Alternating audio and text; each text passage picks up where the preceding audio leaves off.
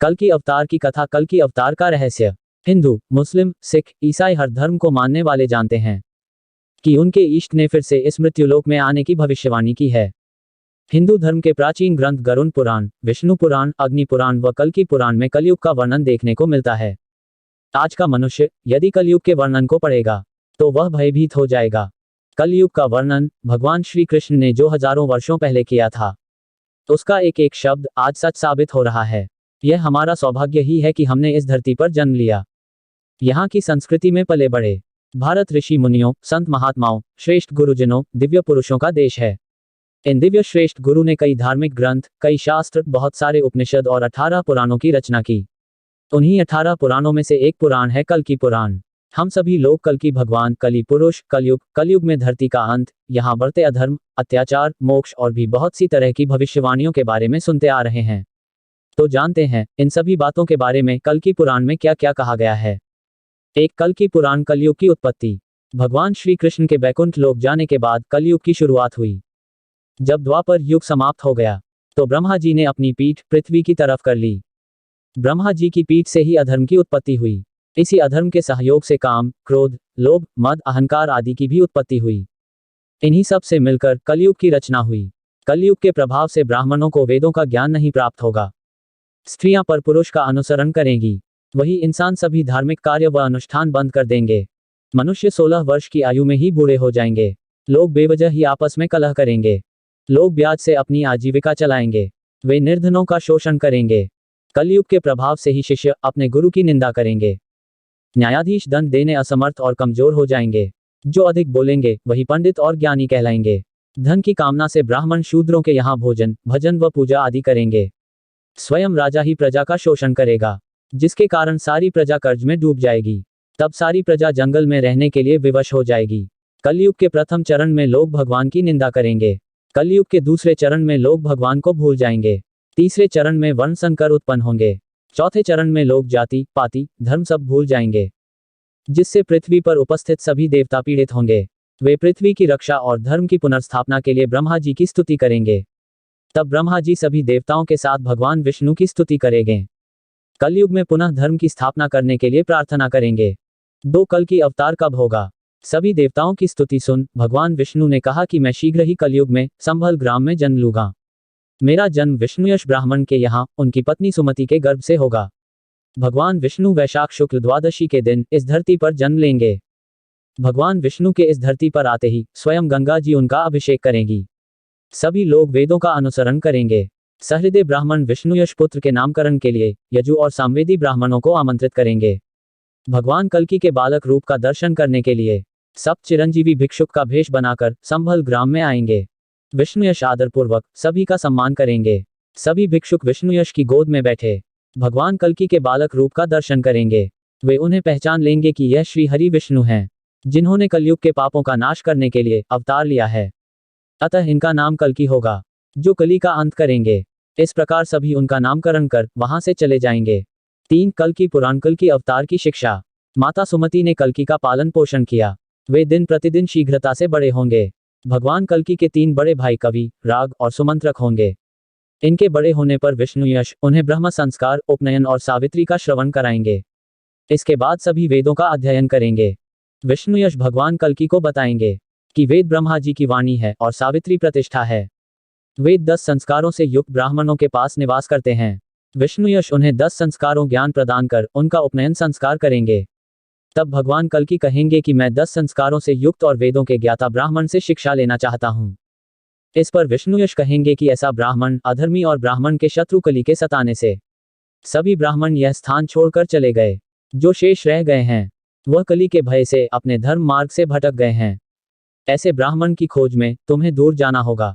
तब भगवान कल्कि अपने पिता को वचन देंगे कि वह ब्राह्मण के शत्रु कलि का विनाश करेंगे, पुनः धर्म की स्थापना करेंगे। 4, कल्कि अवतार के गुरु परशुराम की खोज। कल्कि पुराण के अनुसार जब भगवान कल्कि घर से गुरु की तलाश में गुरुकुल की ओर निकलेंगे, तब महेंद्र गिरी पर्वत पर रहने वाले परशुराम उन्हें अपने आश्रम ले जाएंगे। परशुराम उन्हें बताएंगे कि वह रघुवंश में जन्मे जमदग्नि के पुत्र है। वे वेदों को जानने वाले और युद्ध विद्या में निपुण परशुराम है। उन्होंने कई बार इस धरती को क्षत्रियों से विहीन कर ब्राह्मणों को दान में दे दिया है। आप मुझे धर्मपूर्वक अपना गुरु मानो। मैं आपको वेद तथा युद्ध की शिक्षा दूंगा। परशुराम उन्हें बताएंगे कि वह कई वर्षों से महेंद्रगिरी पर्वत पर उनकी प्रतीक्षा में तपस्या कर रहे हैं। आप यहाँ अपने वेदों का अध्ययन कीजिए। तब भगवान कल्कि वेदों का अध्ययन करेंगे, साथ ही 64 कलाओं का ज्ञान प्राप्त कर संपूर्ण विद्या में पारंगत हो गए। इसके बाद परशुराम से कहेंगे कि जिस दक्षिणा के देने से मुझे सर्व सिद्धि की प्राप्ति हो, जिस दक्षिणा की प्राप्ति से आप संतुष्ट हो, वह दक्षिणा मुझे बताए। इस पर परशुराम जी भगवान कल्कि से कहेंगे, आप स्वयं भगवान विष्णु के अवतार हैं। आपने मुझसे वेदों व युद्ध की शिक्षा प्राप्त की। अब आप भगवान शंकर से अस्त्र शस्त्र प्राप्त कीजिए। इस धरती से अधर्म और कली का नाश कर धर्म की स्थापना कीजिए। यही मेरी गुरु दक्षिणा होगी। 5 कल्कि अवतार का भगवान महादेव से अस्त्र शस्त्र प्राप्त करना। भगवान कल्कि परशुराम से आशीर्वाद ले भगवान शंकर के पास अस्त्र शस्त्र प्राप्त करने के लिए जाएंगे। तब भगवान कल्कि बिल्केश्वर महादेव मंदिर पहुंचेंगे, जहां महादेव का विधिवत पूजन कर और उनका हृदय से ध्यान करेंगे। शस्त्र प्राप्ति के लिए स्तुति करेंगे, फिर शिव स्तोत्र की रचना करेंगे। भगवान कल्कि के शिव स्तोत्र को सुनकर भगवान शंकर मां पार्वती के साथ वहां प्रकट होंगे। महादेव प्रसन्न होकर भगवान कल्कि से वरदान मांगने को कहेंगे। भगवान शंकर भगवान कल्कि को शीघ्रगामी अनेक रूपधारी गरुण अश्व एवं सर्वज्ञ शुक्र प्रदान करेंगे।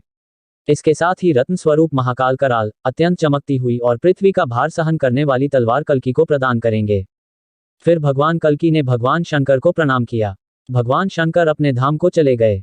भगवान कल्कि भगवान शंकर द्वारा प्रदान किए गए गरुड़ अश्व पर बैठकर तीव्र वेग से अपने ग्राम संभल आएंगे।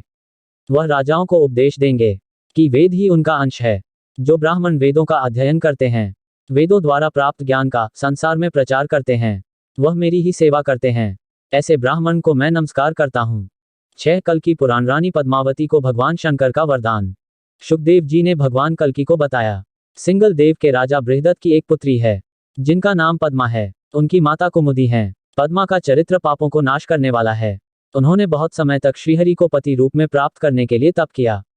उनकी तपस्या से प्रसन्न होकर भगवान भोलेनाथ ने उन्हें वरदान दिया। उनके पति स्वयं नारायण होंगे। भगवान नारायण के सिवा जो कोई भी उन्हें काम भाव से देखेगा, वह स्त्री बन जाएगा। भगवान भोलेनाथ से मनचाहा वरदान प्राप्त करके पद्मावती अपने पिता के घर आई। राजा बृहदत्त ने अपनी पुत्री को विवाह योग जानकर उनके स्वयंवर का आयोजन करेंगे। इस स्वयंवर के लिए गुणवान, बलवान, महान ऐश्वर्या वाले अनेक राजाओं को आमंत्रित करेंगे। इस प्रकार सिंगल देश में पद्मा के स्वयंवर का उत्सव मनाया जाने लगा। विवाह के उद्देश्य सभी देशों के राजा अपनी सेना के साथ वहां पहुंचेंगे। तब राजा बृहदत्त ने अपनी पुत्री पद्मा को स्वयंवर में बुलाया। वह अत्यंत ही सुशोभित थी। शुकदेव भगवान कल्कि से कहते हैं कि उन्होंने स्वयंवर में देखा कि जैसे जैसे रानी पद्मावती आगे बढ़ रही थी, उनके रूप को देखकर सभी राजा मोहित हो गए। उनके मन में पद्मावती को पत्नी के रूप में प्राप्त करने की इच्छा जागृत हुई। उनमें काम भाव प्रकट हुआ। भगवान शंकर के वरदान अनुसार सभी राजाओं ने स्त्री का रूप धारण कर लिया। जब सभी राजा स्त्री रूप में हो गए तो रानी पद्मावती अत्यंत दुखी हुई। वह अपनी सखी से कहने लगी, भगवान ने मेरे भाग्य में कोई वर नहीं लिखा। मैंने ऐसा कौन सा पाप कर दिया कि भगवान शंकर का वरदान मेरे लिए अभिशाप बन गया है। 7 कल्कि अवतार द्वारा विवाह का प्रस्ताव। पद्मा भगवान विष्णु का ध्यान करते हुए कहती हैं कि अगर भगवान विष्णु ने मुझे पत्नी रूप में स्वीकार नहीं किया तो मैं देह त्याग दूंगी। पद्मा के व्याकुल होने पर भगवान कल्कि ने शुक से कहा, मेरा संदेश लेकर शीघ्र ही सिंगल देश प्रस्थान करो। मेरी प्रिया पद्मा को आश्वासन दो, मैं शीघ्र ही उनसे विवाह करूंगा। निश्चित ही पद्मा मेरी पत्नी होंगी। विधाता ने यह संयोग नियत किया है। शुकदेव शीघ्र ही सिंगल देश पहुंचे। वह रानी पद्मावती के कक्ष के निकट पहुंचकर मनुष्यों की वाणी में बोला, आप चंचल नेत्रों से सुशोभित द्वितीय लक्ष्मी जी प्रतीत हो रही हैं। विधाता ने संपूर्ण विश्व का रूप आपको ही दे दिया है। इन वचनों को सुनकर पद्मा ने शुक के बारे में जानने की इच्छा जाहिर की। जब शुक ने अपना परिचय दिया तो रानी पद्मावती ने उसे अपनी तपस्या और भगवान शंकर के वरदान को बताया। पद्मावती ने शुक को भगवान शंकर द्वारा बताए गए पूजन विधि को बताया। वह शुक से कहती हैं कि मैं बहुत समय से भगवान विष्णु की प्रतीक्षा कर रही हूँ। भगवान शंकर का वरदान मेरे लिए अभिशाप बन गया है। तब शुक ने बताया कि भगवान श्री हरि ने धर्म की स्थापना के लिए संभल गांव में विष्णु यश के यहाँ अवतार ले लिया है। वह धर्म की स्थापना हेतु धर्म का प्रचार कर रहे हैं। यह जानकर पद्मा ने शुक को रत्नों से सुसज्जित कर कल्कि भगवान को संदेश भिजवाया। 8 कल्कि अवतार का पद्मावती से विवाह। शुक ने शीघ्र ही संभल पहुंचकर भगवान कल्कि को रानी पद्मावती का संदेश बताया। भगवान कल्कि शीघ्र ही अपने अश्व पर सवार होकर सिंगल देश पहुंचे। वे सिंगल देश के समीप एक वन में पहुंचे। भगवान कल्कि ने वहां एक सरोवर में स्नान किया। शुक ने रानी पद्मावती को भगवान कल्कि के आगमन की सूचना दी। यह संदेश पाकर पद्मावती अपनी सखियों के साथ शीघ्र ही सरोवर के निकट पहुंची। उन्होंने वहां भगवान कल्कि को शिला पर सोते हुए देखा। उन्होंने देखा कि नीलकमल के समान पीतांबरधारी, कमल जैसे नेत्र वाले, विशाल भुजाओं वाले भगवान कल्कि शिला पर शयन कर रहे हैं। उनके अद्भुत रूप को देखकर पद्मा मोहित हो गई। उन्होंने भगवान कल्कि के आगमन का संदेश अपने पिता को बताया। स्वयं नारायण अवतार भगवान कल्कि के आगमन की सूचना पाकर विष्णुयश अत्यंत हर्षित हुए। फिर उन्होंने भगवान कल्कि का विधिवत पूजन किया। तत्पश्चात राजा ने अपनी पुत्री पद्मा का विवाह भगवान कल्कि के साथ विधिपूर्वक कर दिया। अब भगवान कल्कि अपनी पत्नी पद्मा को लेकर संभल आ गए। भगवान कल्कि और पद्मा ने माता पिता का आशीर्वाद लिया। इसके बाद भगवान कल्कि और पद्मा कई वर्षों तक संभल में रहे। भगवान कल्कि के पत्नी पद्मा ने जय और विजय नाम के 2 पुत्रों को जन्म दिया। यह दोनों ही महाबली और वेदों के ज्ञानी होंगे। तब भगवान कल्कि को ज्ञात हुआ कि उनके पिता की अश्वमेध यज्ञ करने की प्रबल इच्छा है। 9 कल्कि अवतार का अश्वमेध यज्ञ। भगवान कल्कि ने अपने पिता से कहा कि मैं कीकटपुर जीतकर धन अर्जित करूंगा, जिससे हमारा अश्वमेध यज्ञ संपन्न होगा। फिर भगवान कल्कि पिता की आज्ञा लेकर सेना सहित कीकटपुर की ओर चल दिए। अत्यंत विस्तार वाले कीकटपुर में लोग कुल धर्म और जाति धर्म को न मानने वाले थे। वह धन और स्त्री आदि के भोग में लिप्त रहने वाले होंगे।